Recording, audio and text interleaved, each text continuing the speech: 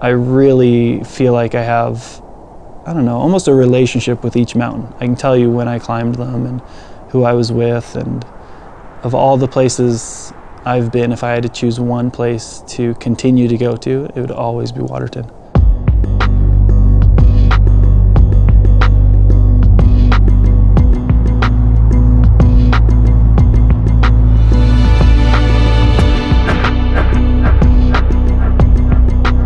I didn't see myself as a professional photographer for a very, very long time.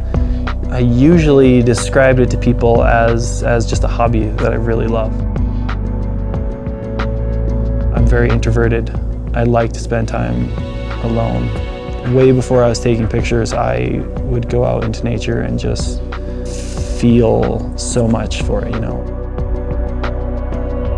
I know that people might really love the photo, but for me it means so much more. That the experience is probably 3/4 of it. There are photos that I take that I never post to Instagram. And they are some of my favorite, best photos that I've ever taken. But as soon as I put them on Instagram, I feel like it cheapens them significantly.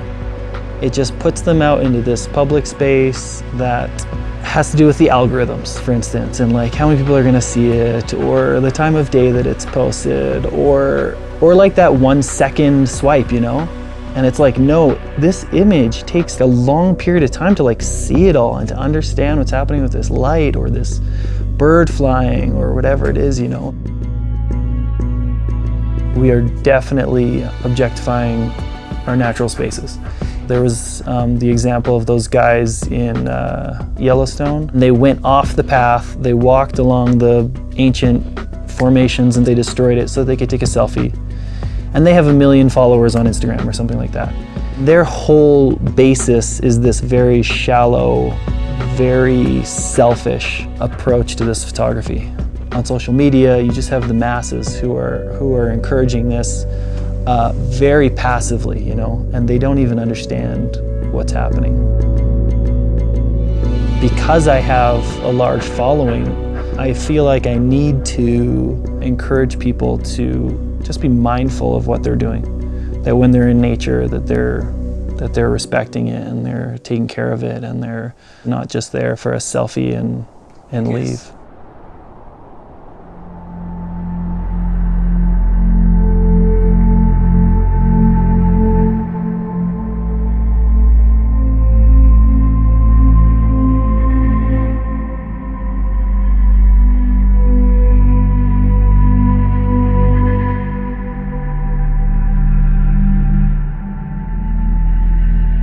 This is my family's cabin that we've had since the 60s. Hence all the matching decor and the shag carpet. This is one of my favorite places in the world.